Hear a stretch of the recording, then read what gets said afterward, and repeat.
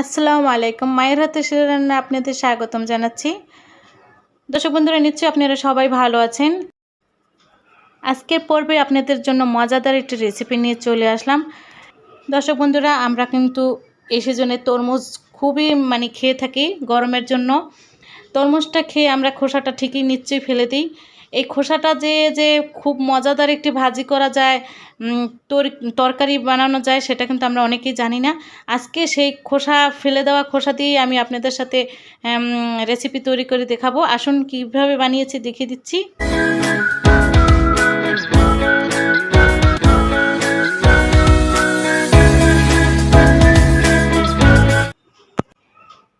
প্রথমে আমি তরমুজ কেটে নিয়েছি পিস করে।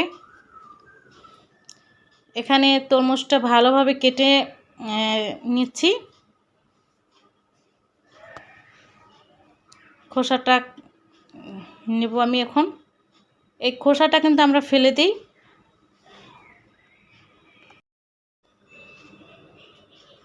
লাল অংশটা আমি কেটে একদম বাতিল করব, শুধু সাদাটু রেখে দেব। এখন পিছনের যে শক্ত খোসাটা, সেটাই আমি আস্তে আস্তে করে কেটে নিচ্ছি। সাদা অংশটা রেখে দেব। আমার এখন সম্পূর্ণ ক্লিয়ার হয়েছে।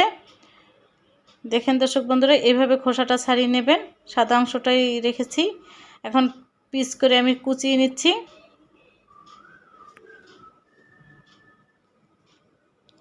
সুন্দর করে কুচিয়ে নিচ্ছি।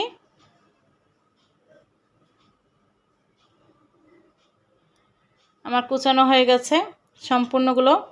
এর সাথে আমি সামান্য একটি আলু দেব কুচিয়ে, আর পেঁয়াজ কুচি, শুকনো মরিচ নিয়েছি। আর আমার যে সম্পূর্ণ খোসাগুলো কিন্তু কুচিয়ে এখানে রেখেছি ধুয়ে পরিষ্কার করে।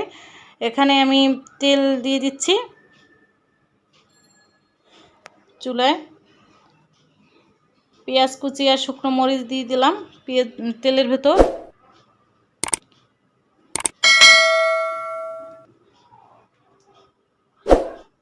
দর্শক বন্ধুরা, একবার আপনারা বাসায় এই আইটেমের এই ভাজিটা আপনারা করে খেয়ে দেখবেন, তরমুজের খোসার ভাজি।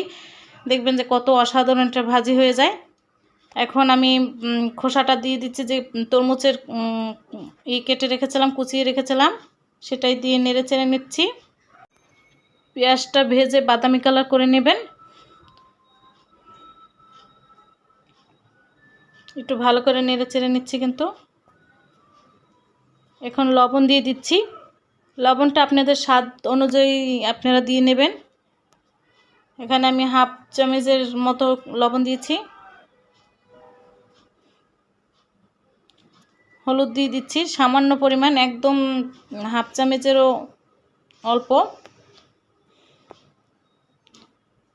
আমি এখানে একটি আলু কুচিয়ে দিয়েছি, জাস্ট একটি আলু দিয়েছি, দিয়ে ভেতরে দিয়ে নেড়ে চেড়ে নিচ্ছি।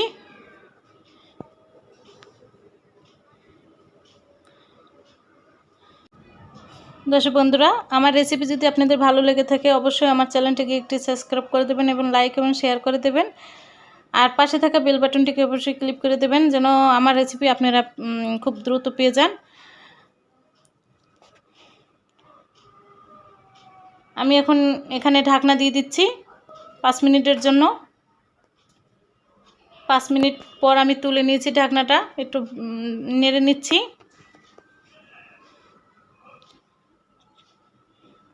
আপনারা ইচ্ছে করলে এখানে চিংড়ি মাছও ব্যবহার করতে পারবেন। চিংড়ি মাছটা ব্যবহার করলে আরও স্বাদটা বেড়ে যাবে।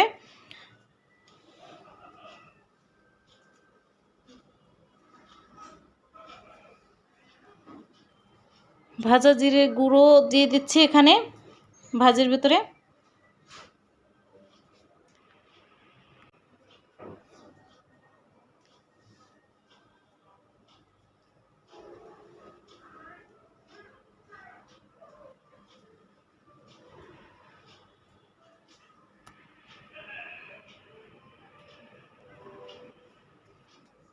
আমার এই ভাজিটি হয়ে গেছে, এখন তুলে নেব।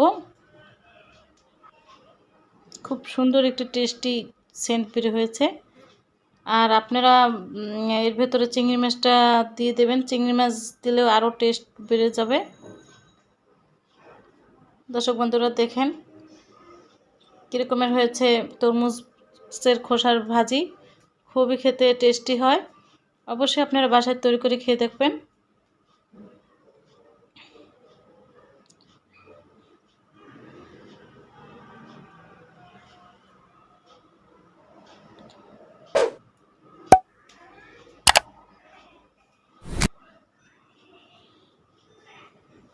নতুন নতুন রেসিপি নিয়ে আবার আপনাদের মাঝে ফিরে আসবো। আপনাদের সুস্থতা কামনা করি আজকে এখানেই বিদায় জানাচ্ছি। আল্লাহ হাফেজ।